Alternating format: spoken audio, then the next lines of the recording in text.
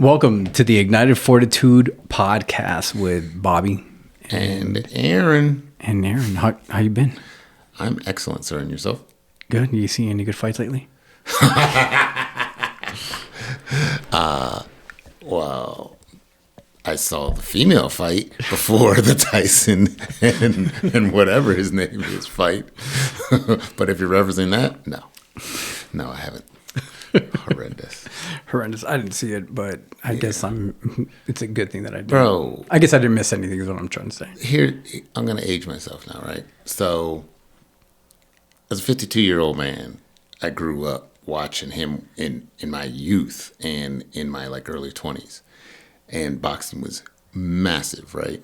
But there was always this undercurrent of mobbed up, dirty, because dudes would clearly win a fight, and then the judges are unanimously whoever the loser was, and everyone's just what is going on? And it was just boxing 30, boxing 30, boxing 30, and that's why it died off, right? Like UFC, you ain't getting that. Whoever wins, there ain't no what the judges said. That's happened early on, and then Dana was and he's cutting it, right? Oh, yeah. But and that junk is the winner's the winner. There's no, there's no. So, unfortunately, you got the same thing. It's these two females went at it, bro, and the Puerto Rican girl won. She clearly, I've fallen off. This girl's head butted her multiple times, and this girl put it on her, and everyone said, and it's they initially announced it, and it's all judges unanimously, and we're all oh yeah, so they unanimously get, and Katie, whatever it is, and I was that little black kid meme. He's awkward. Oh my word, dude! It was so bad. And you said everybody booed too, right? Oh, they were booing. It was rough. And then, don't even talk to me about the sham that was the other one. So no, and then I read an article today, and they're this is why people don't watch boxing, and this isn't even official. You know what I mean? These aren't even all the pre-fights were real former boxers. Come on, dude. What are we doing? Just for the views, right? Yeah, absolutely. Yeah. What are the reasons? It is a massive representation of our current culture, right? Good. Think about how we grew up. My dad teach me to work hard, and nothing good comes easy in life, and blah blah blah blah blah, right? Yeah. And so you take these things, you implement them, and go 20 years in the army. I'm okay, I see what he's talking about, and this and the other thing. And then you've got this kid who just does stupid stuff on YouTube and just starts to, him and his brother, and start to make millions of dollars. Yeah. And then he's I'm just going to go off into this industry that I really don't have any clue about, but I'm going to make more doing less when I come into it than all the dudes who built the industry. That's a good point. I didn't think about that. Ooh, bro. Yes. There are real boxers out there that are looking at him please put me in a ring with you. Oh, yeah, for sure. I don't care if you're out of my weight class. Put me in a ring with you. But he won't do that, of course. You know what I mean? No, go ahead. No, because he's going to get demolished. Yes. And another representation of our culture, right? It's this, I'm going to put on my mask. Yeah. I'm going to show you how I want you to think of me. The problem child. Man, you get on my face, you're a problem. You understand? But you're putting all this stuff on, and you're projecting it, and you're getting back what you want from a good number of people. Well, and what's crazy too is motives, right? Mm-hmm. Dude, he cannot. Okay, so he quote unquote won. Mm-hmm. Dude. You cannot say you beat the heavyweight champion of the world, the legend Mike. You can't.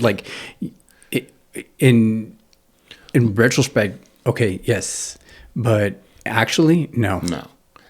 Yeah, exactly, because it's one. It's a 30-year split. kid's 28, Mike's 58. Yeah. 2, Mike hasn't fought in 20 years, bro. Yeah. Like legitimately fought. Yeah. And so, yeah. And that's the thing.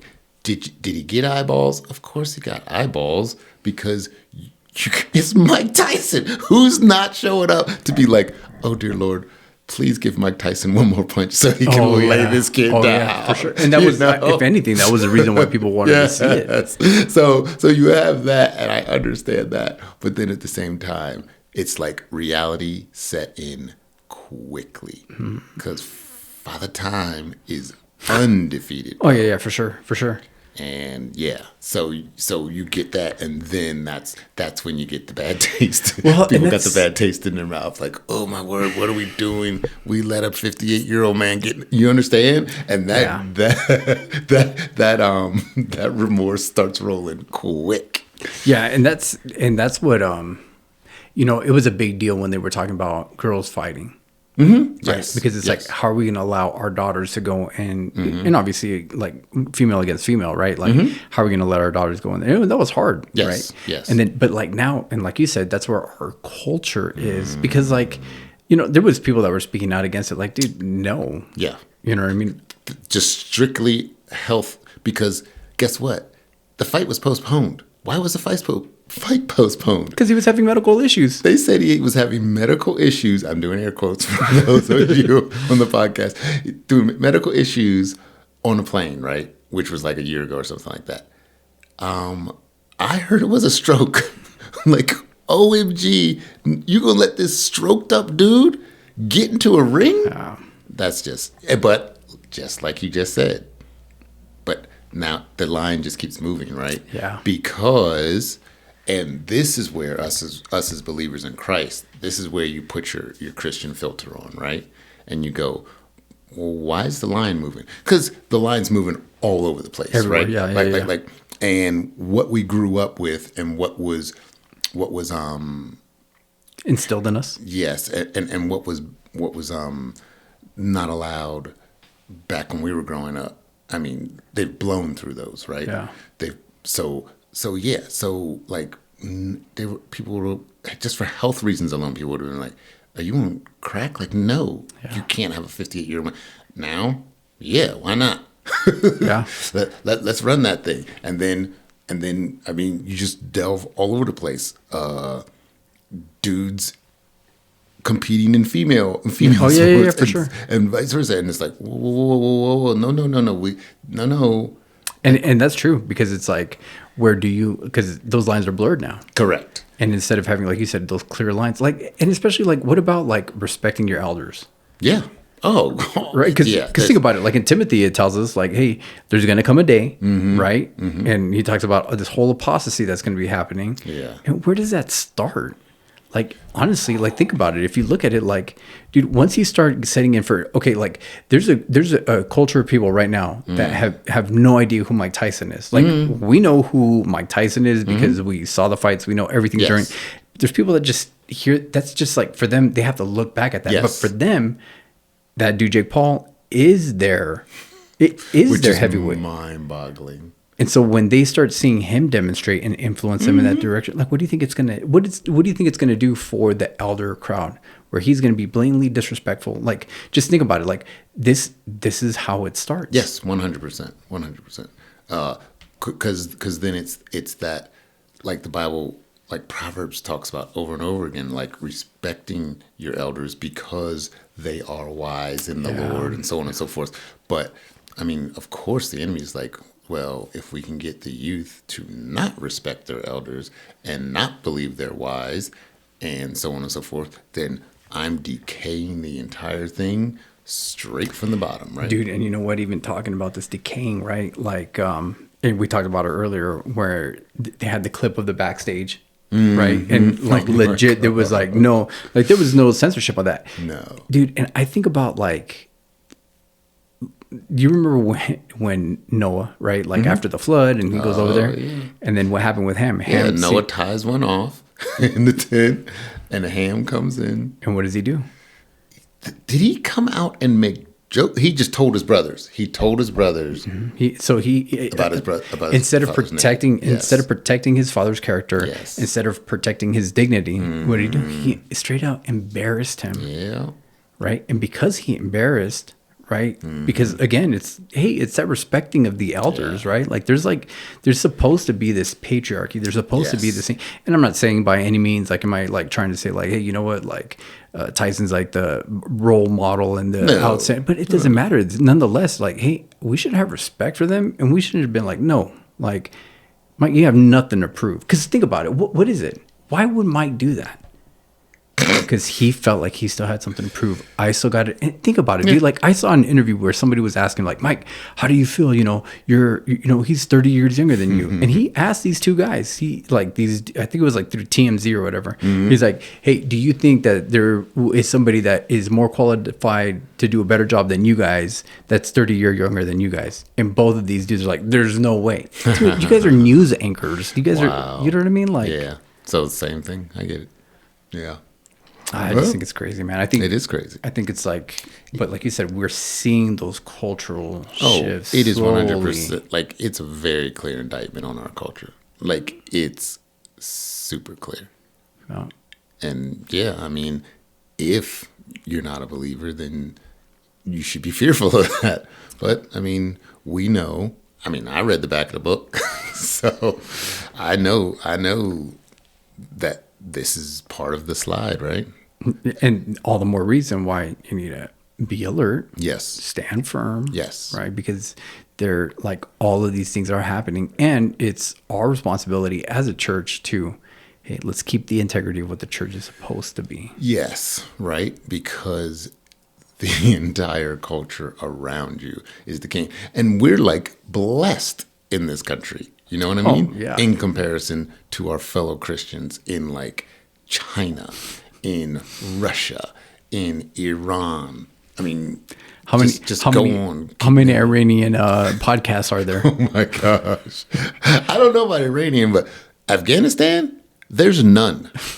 Zero. Well, why is there none? I don't know. Maybe this group called the Taliban that doesn't even allow you to take pictures of them, let alone you're podcasting. Yeah. That's not happening. Yeah. Not in this country. You know what I mean? So yeah.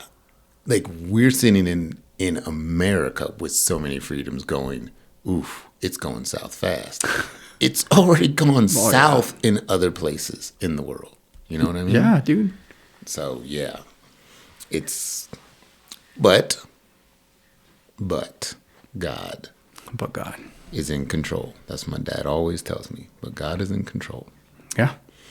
Where'd we leave off last? Where did we took us down that rabbit hole? Yeah, sorry, I had to. So we were talking about.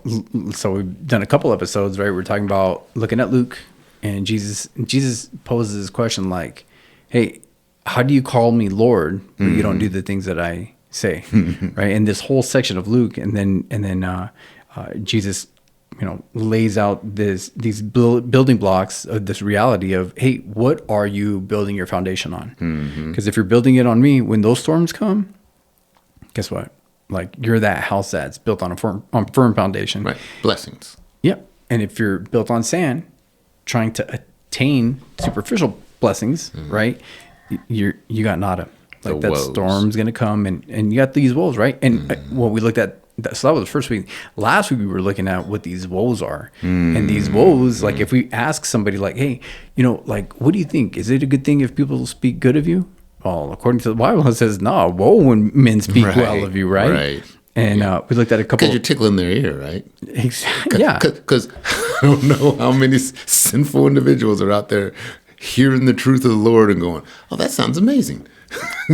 It convicts you, right? You should be walking away thinking like, oh man, I got to get some things right in my life because we're a little bit off track. There were some other ones, right, where it was like, what sorrow awaits you for those who are rich and have, and have your only happiness that you're going to have here. Yes, 100%. Because again, what are we seeking? Seeking that comfort, right? And the Lord's like, okay, take your comfort here right now. Yeah. But you will not have any comfort after you leave this earth. Yeah, because whose kingdom are you trying to build? Exactly. Your own. Yeah, well, if you're looking for, hey, you know what? Like, how can it benefit me? How can I, work myself in such a way where I can just coast and just seek that comfort, right? Yes. So that's what we talked about last week. This week we're going to going into the hard hitters that the Lord is addressing. And hey, you know what? He asks this question: how do you call me Lord, but you don't do the things that I say? So what are those things that he says? And let this be like this for us is going to be that inventory and the self-assessment in Corinthians. I think it's 2 Corinthians 5. I can't think of the verse. I think it's 2 Corinthians 5, where the Apostle Paul says, hey, you know what? Examine yourself to make sure you're in the faith. Like, we should be doing a self-examination frequently. Yes, I like that. So this is our inventory check, I guess you could say. And so we talked about it earlier, that like, just like Christ did on the Sermon on the Mount, right? Mm-hmm. Because there's a dispute as to whether this is just a different representation of the Sermon on the Mount, or if this is a different sermon because Christ multiple times taught the same thing. Yeah, right? Yeah. Because I guess where it takes place in the setting, it's one's the mount, one's a plain. Yeah, exactly. And so it's like, hey, you know what? This is like something that Christ was speaking about frequently. Not so much it's the same message that he spoke at. Like, no. He actually, the way that it's written out, and to understand, it's like two different times. Correct. That he was teaching it. And so on the Sermon on the Mount, he like completely obliterates everyone's idea of the Ten Commandments, right? Where the Jews are running around rocking and rolling, going, "Oh, I'm keeping these. I've kept most of these, so on and so forth, right?" And then he turns it up to 11, and he's like, "You hate your brother in your heart? Because if so, then that's like murder, right?" Yeah. And this is in the same vein, right? Do you have an example of one? Because this is in the same vein that he provides you with the blessings, then he provides you with the woes, and those alone, we're sitting here going, oh man. So it's right here, right? So like, you have heard that our ancestors were told, you must not murder. If you commit murder, you are subject to judgment. But I say, if you are even angry with someone, you are subject to judgment. If you call someone an idiot, you're in danger of being brought before the court. And if you curse someone, you are in danger of the fires of hell. Like he cranks it up, and he's like, no. We're not talking about your outside mask that you keep on pushing to everyone. I'm talking about your heart. I'm changing hearts here. Yeah. Yeah. And then thankfully minds as well, but he's going straight for the heart. Yeah, because ultimately, it starts in the mind and in the heart, and then it manifests itself. Yes. Like, so when people start taking actions, like, and they be like, "Oh well, you know what? Like, in a moment of weakness, I did this, or I spent all of our money, or I cheated," and it's like, no. Like, you had those conversations internally with yourself a long time ago, and those were things that you had. Like, that didn't just happen like that. Yes. Yeah, you're right. It is, and it takes that 1 foot trip, right? Yeah, well, absolutely. When you say to yourself, like, seriously, like, it's like, oh man, think of a dude that's working in an office, and he's like, man, like, what I wouldn't give to, get with her, or nobody was in the office. Like, bro, you're already making those deposits in your mind of what you're saying that you are going, because you're already thinking of it. You're already putting that into practice. Whereas opposed to it'd be like, hey, you know what? Like, I'm going to make sure that when I'm there, like, I'm not in any places that are going to look suspicious. And I'm not, that's why it tells us, like, in Ephesians, it's like, hey, don't use like coarse jesting, right? Like, don't use dirty jokes. Like, don't be taking these things in the office and, like, being inappropriate with females, because now you're just opening up those. Because just like we talked about prior to getting into this, right at the beginning of this, you're just softening. You're softening up yourself, right? Exactly. Just like the culture's getting softened up with horror flicks and seeing people killed, murdered, torn apart, cheating on each other, just fill in the blank, right? Yeah. And what is it doing? It just softens up the culture. It's like body blows to your culture, because eventually they're just like, all right, they're just immune to it. Yeah, because in Timothy, again, it says that their consciences are seared. Having a seared conscience, like think about it, like when something sears, when it's seared, you have no feeling in that. Yeah, you have no feeling. And how do you get to that point? That gets to a point where it's like, perfect example. All right, well, we just saw, we can use the example of what happened over the weekend, right? Like, hey, you know what? They showed Mike's rear end on display for people to see. So guess what? You know what I mean? Then people are going to start pushing the envelope and saying, you know what I mean? And that's why, like, sometimes with like those people, like, it used to drive me insane when, like, you'd get those moms that would like blast all this stuff like against Disney, because it was like I remember reading something, like my sister sent me something, and I'm like, man, come on. And then it's like, oh, but now look at where things are going. Yeah. It's this is a hot mess right now, bro. And so it's like, no, those things are important, because we as a culture need to be like, no. Like, we are not having that. Right. Because what's the song? Is it Mercy Me? Slow Fade?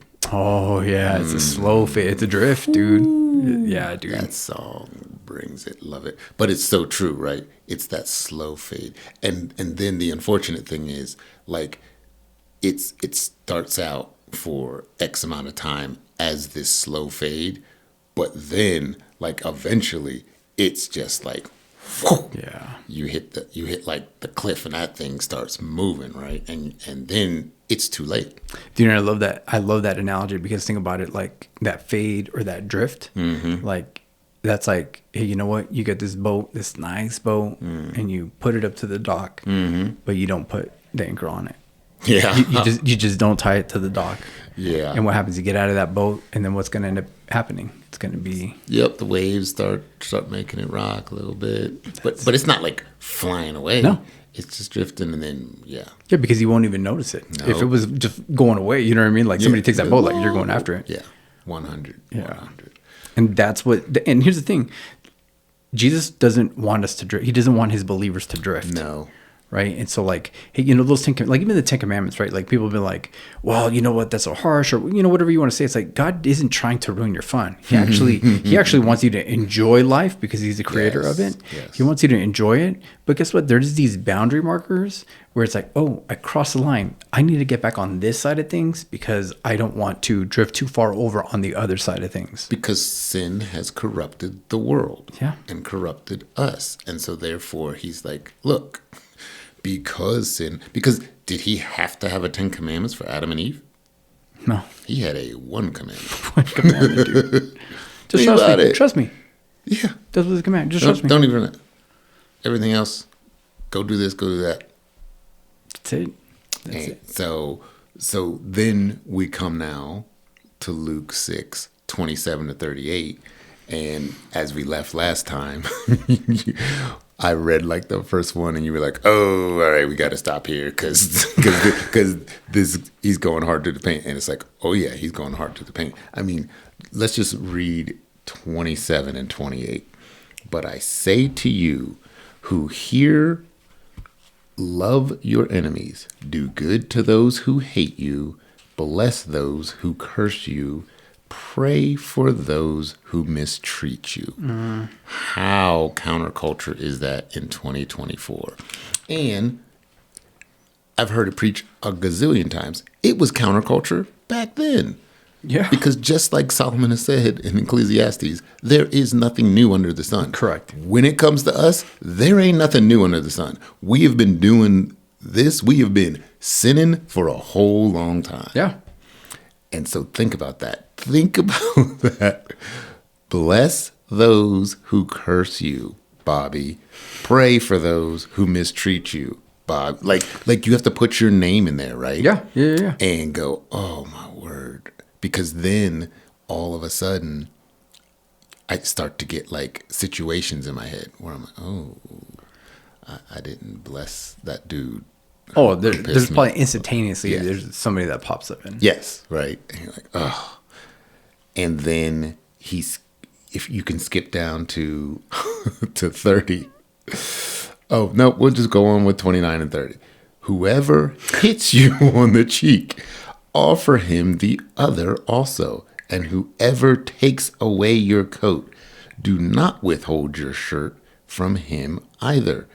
Give to everyone who asks of you, and whoever takes away what is yours, do not demand it back. Bro, I need you, Pastor, to explain those 4 verses in the sense of today, because I have heard preachers stand up and be like, oh, well, you got to stand up and fight for what's yours and blah, blah, blah, blah. And I'm like, and I read that and I'm like, well, these letters is in red. Yeah. You understand what I'm saying? Yeah. So talk to me. But to you who are willing, what does yours say on 27? But I say to you who hear, love your enemies. Okay. So like in mine, it says, but to you who are willing to listen. So are you listening? Right? Because here's the thing. Instantaneously, when you hear these things, what is the first thing that you think of? No. Oh, yeah, right. Think about it, right? So like, he's really like, this is impossible. Yeah. Like you're like, dude, no.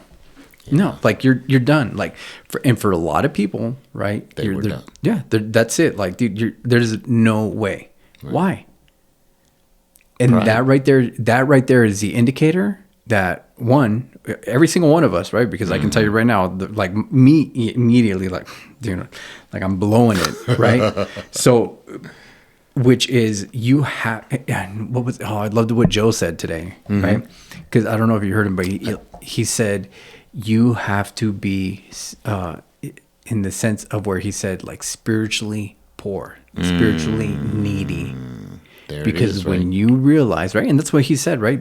Like we talked about it 2 weeks ago in that conversation, where it was like, bless those who curse you. No, not so much that, but that blessed are those who are poor in spirit. Oh yes, 100%. Right? Because you automatically know. Like, dude, I don't have it. And there is a lack in where I'm supposed to be. Not from a standpoint of like, yeah, I acknowledge that I'm not there. Like, dude, there's so many people that can like, will agree. Yes, I am not perfect. But that's not what we're talking about here, right? No. And that isn't what we're talking about. But when we start hearing and automatically seeing like our need for, I can't do this. That's when you are, and I forgot how Joe said it, but that's where it was like, I can't hold on to myself. Because two things are going to happen when you listen to this. You're going to protect yourself. Of course. There's no way. Yeah, but no, and then you start justifying it, dude. You start justifying it, and you start saying, yeah, but you don't understand. Like, because my situation is different. Correct. So, like, how do we convey this, right? Love your enemies. Well, okay. Love is patient. Love is kind. Love holds no records of wrong. Yeah. Right? It is not boastful in evil, but it rejoices in good, right? In good, it rejoices in good, right? So there's all these things in it. Now, Jesus was like, when we look at the life of Christ, because it's like, okay, well, am I just gonna be a doormat for everybody, and I'm just gonna be because and because there's that give and take. Jesus was like very direct with the Pharisees. Yes. 100%. Right. So for those that are going to like, you know what I mean? So to some degree, there is a line, right? But Jesus never tried to protect himself. Right? Nope. What did he use though? He used the truth. Correct. And the truth was they were desecrating his father's house, right? Like the last time I checked, like someone cut me off ain't desecrating the Lord's house. Yeah. You know what I mean? Like someone saying something mean to me isn't cursing the Lord, right? And yeah, it's what you're comparing it to, right? and we usually compare it to the wrong thing. Yeah, because that's that whole like that's that whole issue on anything, right? Like you always look at the most extreme case, and then you try to like make your case against that. Correct. No, you can't do that. So here's one thing. When I look at the scriptures, I look at like, what is it saying? Okay, there's a lot of things that it could be saying. What is it not saying? I like that. Okay, so we need to be willing to understand that, right? Yes. Because to a degree, most of us are like not in that case. Well, what if this person is, if it's my enemy and they're coming after me, I'm just gonna let them kill me. I'm just gonna let them, like, bro. That's like, we're talking about that quarreling that you have in your office. We're talking about that stuff that you have with your siblings. We're talking about, you know what I'm saying? Like, for the most part, come on, let's just be honest. Like, that first individual that comes to your mind, let's just talk about that. Yeah. And is that a major thing? Is that a life-threatening thing? Like, are you pulling out restraining orders on people? Yeah. Probably not. You're just upset with them because they offended you. There you go. Right. So, love your enemies. What is that? What does loving your enemies look like? Hating them would look like what? I mean, because this is, again, it's not what it's saying. So if I hate somebody, what am I going to do? I'm going to slander them. Yep. I'm going to completely have disregard for them. Correct. Right? Like animosity towards them. Animosity. I'm going to just blatantly be intentional with the way that you feel, and it's going to come out towards them. Yes, 100. Like, if we're just going to be honest. And people run at it usually on two different sides, right? One, they're either overwhelmingly mean and aggressive towards the person, or the opposite personality type is just cut them off, don't ever talk to them again, don't look at them, don't nothing. Yeah. You know what I mean? And think very bad thoughts about them.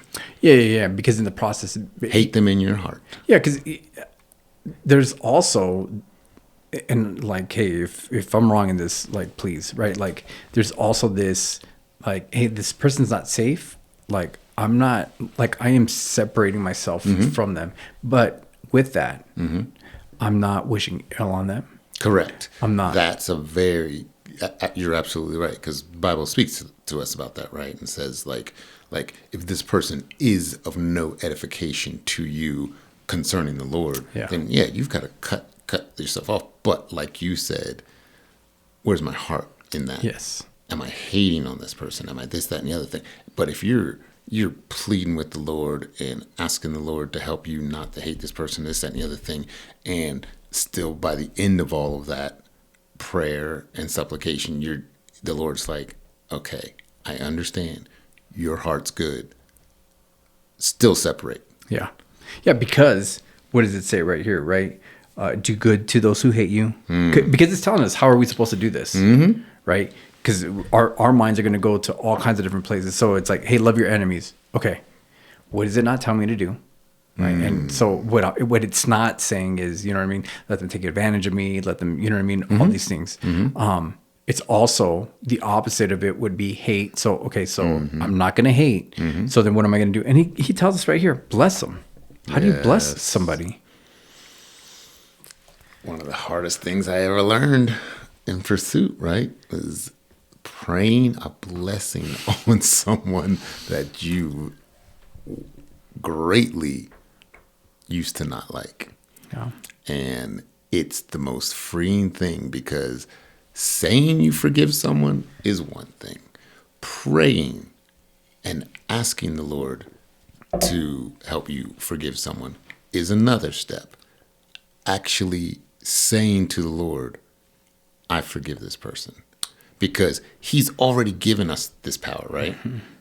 But to say, I got it, Lord, I'm forgiving this person. And he's like, good, yes, you are. And then you're like starting to get up, and he's like, and then you're like, I got to pray a blessing on them. And he's like, yes. And you're like, oh man.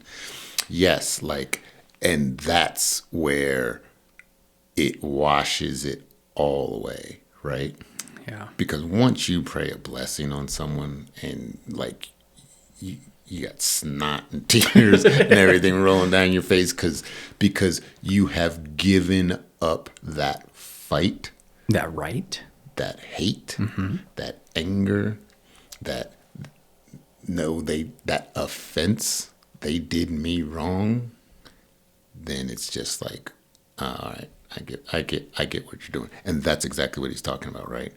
Bless those who curse you. Pray for those who mistreat you. It's 100% counterculture. If you can't bless somebody that is your quote unquote enemy, your adversary, somebody you have got animosity with, okay? Let's just like look at it this standpoint, right? Because you can get legalistic in this, right? Yes, very, very much so. Yeah. Well, you just need to be kind to them. You just need to do this. Like, we need No. Yeah. because the heart of the matter is a matter of the heart. Correct. Right. So like, if you haven't, like you said, if you haven't forgiven somebody and you haven't prayed for them to bless them, are you going to be able to do any of this? No, you're not. And when you do, you're going to be an absolute jerk about it. Right. Yeah. It's going to be fake, right? It's going to be fake. Yeah, absolutely. So here's the thing. Like, if you're like, I can't do that. First of all, you got to realize you're not doing it for them, because that's automatically, why am I going to be nice to them? No. It's not about them. It's about, what does he say? But those of you who are willing to listen. Why? Not because of your disdain for that person, but because of your love for the Lord. Yes. That's what's got to be important. For sanctification, right? Yeah. And how do I know that I love the Lord? I know that I love the Lord when I don't love my pain. I love the Lord more than I love my pain. I know I love the Lord when I can love my enemies, because we cannot in our own power do that, right? And what's keeping us from having enemies? The pain that they have caused us. Correct. So when we can release that, because think about it, like, dude, have you ever, think about it, people that you have prayed for, forgiven, before, your interaction with them was very different. But when you forgive them, it's like, hey, you know what? It's like a person that you don't have any kind of relationship with. Yes. Like, hey, you know what? Like, cool. That was a person that was there during a course of time in my life, and it's moved on. It's like no different than somebody that I went to high school with. Yeah. Right. It's like, oh, hey, or whatever. There's like, no hate or animosity. Exactly. There's no bad feeling. There's no any of that. Right. It's just moving on. That's it. It's just moving on. I like it. So, and we're gonna, like, it's very easy for us to get lost in the, if someone slaps you on the cheek, offer the other cheek. Right. If someone demands your coat, offer your shirt also. Like, it is very difficult for us to, like, even bring those things into perspective, because it's like, well, what are you talking? So I'm just supposed to let everybody just beat me up and let me like, like, think of what he's saying, right? Like, here's the thing: if somebody, go ahead. If somebody slaps you on the cheek, right? What is, like, you're just done with them. If you're offering up that other cheek, guess what? Like, you're putting yourself in a vulnerable state when they've already hurt you. Yes. Right? It's not saying like, oh, well, this person just, like, slapped me and I'm just going to expose the other one, and if they decide to slap me again or not. Like, no, that's not what he's like, that's not what he's saying. Again, right? Like, when we go to the Beatitudes, what does he say? He's like, hey, if your right eye causes you to sin, pluck it out. Pluck it out. Bro, I've never seen any one person. Do you really think that God wants? Because here's the thing: right. If I pluck out my eye, if I cut off my arm, right, did I solve the problem? No. Okay, so what is he saying? It's your heart. It's your heart. It's your heart. And in this, it's the same thing. It's the same thing. I like it. Right. So it's not so much that matter of like, oh, I got to give my other cheek. Legalistic view of it. Yeah. No. He's the cheek. No, he's talking about your heart. Yeah, he's talking about your heart. Because, and I love that you said that, because it makes a lot of sense to me, especially when you get to the second half of 29, where it says, and whoever takes away your coat do not withhold your shirt from him either, right? And of course, same vein, right? You're like, or are we legalistically talking about like your code, or they take something from you, or this? And it's like, whose is it in the first place? That's a good point. Because that sets your heart, right? Because I've always told you, ain't my time, ain't my money. Yeah. Like, that's just the way it goes now, right? And if we're locked in on that, then, oh, so you're going to steal from the Lord? All right, man, here you go. Yeah. Steal from the Lord. What are you talking about? I'm stealing from you. Like, no. You're stealing from the Lord. Yeah, because your action's trying to hurt and affect me. Yeah. Guess what? The Lord's watching. Yeah. So. Yeah, like you can dance in that playground of bombs if you want, but go ahead. Yeah, because think about it. Like as a parent, right? Like when your kids are like bickering, or whatever, and you're the parent, you can see from just give it to him. It just doesn't matter. Just let him have it. Like don't worry about it. Like dude, it's gonna, whatever. It's gonna break anyways, or whatever. He's fighting like that shit. And again, it's like, hey, you know what? Like characters showing up to the table. Like that's it, dude. Like characters showing up to the table. Yes. Like which one's gonna stand? Yeah. Like, hey, you know what? Forget, and it's not even about me. Like, God, I'm just gonna honor you in this. Right. And I'll give you an example. And I did not understand it when I was a child, right? So my parents, they get into a really bad car accident. Was not their fault. Old lady, absolutely. I think she almost T-bones them, like on my mom's side. My dad's driving, and like just wrecks the car, right? And she's this old Mennonite lady that's back in Pennsylvania. And she's black bumper Mennonite, which means she's loaded. Okay. And she shouldn't have been driving. This is her third accident. And I think she'd already lost her license with the second accident. Okay. So not supposed to be driving. So it's like all their friends, because I think my mom was in the hospital for a little bit. I can't remember if my dad was, but like, all their friends, like Christian friends from the church, right?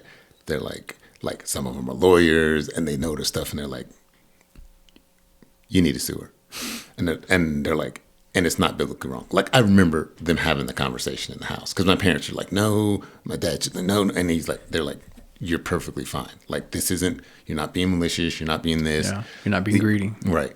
This is the third one. She's going to kill someone eventually. You guys can be the ones that teach her a lesson, blah, blah, blah. So my dad, he goes, I'm not going to sue her. He goes, and tells her lawyer, just tell her to get us the same exact car, same exact gear, not brand new, because they could have got brand new version of that car. Nope. Give us that same car, that same year, right? And he's like, and everything else, cover medical, and we're good. This woman, at least their lawyer comes back, and I think prompted by her, trying to get him a cheaper car, not even the same year, like basically spitting in their face, right? And then like other friends are like, now you can sue her. You know what I mean? They're like, now you're suing her, right? And nope. Said the same thing again. Again, same car, same this. I don't know if I have to believe they prayed about it, so on and so forth. But at the time, as I started to grow up from that, because I wasn't saved, and so I was angry with my parents. Like, what are you doing? Yeah. And I'm like, maybe I'll give you the first time around with your, you want to be loving and kind, and you want to show this woman a good testimony, whatever.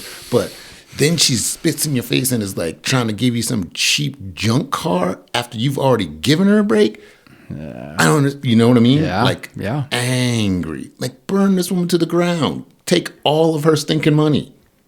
And now, as I read this, give to everyone who asks of you, and whoever takes away what is yours, do not demand it back. It was their heart that was changed. And they said, this is not ours. We are not here to reap judgment on you, right? Yeah. And because of that changed heart, they didn't do it.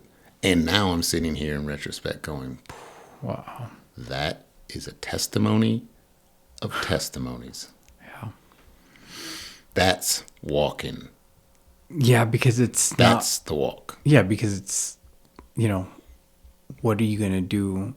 Like, it's a perfect example, right? Like, hey, they mean well, it doesn't happen. And most people would be like, all right, cool. Like, if you're not going to abide by this and we're trying to give you a break, like, all right, we're going to do this. But that shows the integrity of your parents. And that integrity comes from their faith in the Lord, right? The Lord gave them that integrity. The Lord gave them the ability to, because I'm sure my parents never ever showed that type of anger and stuff in front of us as kids, but they're human beings. I mean, they had to have had it. And so who knows what their discussion was in the back room? Because I'm sure one of them was like, "Nah, player, nah, we're going to down." And one of them had to talk to the other down. Who knows which way it went? But when they came out, united front, even to their Christian friends who were like, "Okay, now you can take the gloves off," type of a thing. You know what I mean? And they're like, that's not what the Savior of my soul tells me. Yeah. Savior of my soul tells me, just get your car back, get your bills paid, get your health bills paid, and I'll take care of you. Just make it right. And now you're sitting here going, so clearly that testimony was not solely for that woman. It could have been. I mean, it's clearly for me. Yeah. Whoever might hear this, all of their friends who might remember that and go, I do remember when that happened, and I told them, you know what, burn her to the ground. Yeah, and they didn't. And here's the thing, like, when people have display integrity like that, dude, you trust them. Oh, you know what I'm saying? 100. Like you don't question those because you know where their heart. Yes. You know where their heart. Because here's the thing. In the time of our deepest struggle, yes, will come out the truest person. Yes, 100%, 100%. In the fire, right? In the fire. In the fire. I think that's probably all the time we got, right? That is all the time we've got. But man. So I guess we're gonna have to do another part of this because, dude, the next verses going into this are. Give him a taste. Gosh. All right, this is what he says. He says, "Do to others as you would like them to do to you." Right. But here's the deal breaker. If you love only those who love you, why should you get credit for that? Even sinners love those who love them. And if you do good only to those who do good to you, why should you get credit? Even sinners do that much. Even those that don't follow after Christ, you know what? They do good to those who do good to them. You rub my back, I rub your back. Yeah, it's an easy relationship when it's convenient. Yes. Very Seriously. much so. And as Americans, we live under convenience. Oh, and we live under that whole rule of like, man, yeah, it's convenience, right? Yeah, that's my boy, man. He thinks the same way I think, you know. It's like, I don't like that guy. Why not? Well, he told me I was wrong one time. Well, you were. We're not talking about that. He offended me. Yeah. Right? He held me accountable. Boom. My gosh. I'm going to have to go home and pray after this. Well, I guess the one thing that the one thing that I have in my favor is the fact that you don't love me at a convenience, huh? No. You were the most unconvenient. No. Yes. No. The Lord This guy, I don't know if we said it on the podcast before, but I tell this dude, I tell him, like, love you, brother. So grateful for you. I'm glad you're in my life. And he's like, I can't say the same thing. I can't say the same thing. I cannot say that I'm so grateful that you're in my life. I was like, that is, yeah, that's a fact. My wife's like, amen. I'm so happy the Lord brought you to my life too, Bobby. You're like, wait, that's not what I said. That's so funny. Oh my gosh. That's so funny. Holy cow. So until next time, Batman. All right. You gonna pray us out? Sure, I can do that. Please do. Father, we thank you for this time. Gosh, Lord, it is when we really take apart what you are trying to tell us, Lord, I have to question myself. Am I really doing what it is that you're asking me of? And if I walk that backwards, if I have to ask myself, am I really doing that? Then the next question is, well, then do I really, truly consider you Lord? Do I really, truly say that you are Lord and have that relationship where you are Lord and I am not? And so, God, I thank you that your mercies are new. I thank you for your grace. And I thank you that, Lord, it is through your empowerment that we can do these things. Because in our flesh, in my flesh, I cannot. Lord, and in my flesh, I won't. I will refuse to do these things. But God, when I realize what you have done for me and how willingly you desired to give up your son to demonstrate your love for me, that you did not hold him back in order to demonstrate your love for me. God, what do I have to hold on to? And just as Aaron said, it's all yours anyways. This is your time. All the possessions that I have, they're all yours. And so, Lord, anything that I have, it's all borrowed time, borrowed money from you. And so, Father, what do I have? Who am I to hold any of it back and not give it back to you? So, Father, every day, Lord, just help me to focus my day and my life on you. I love you. I thank you. I pray these things in Jesus' mighty name. Amen. Amen.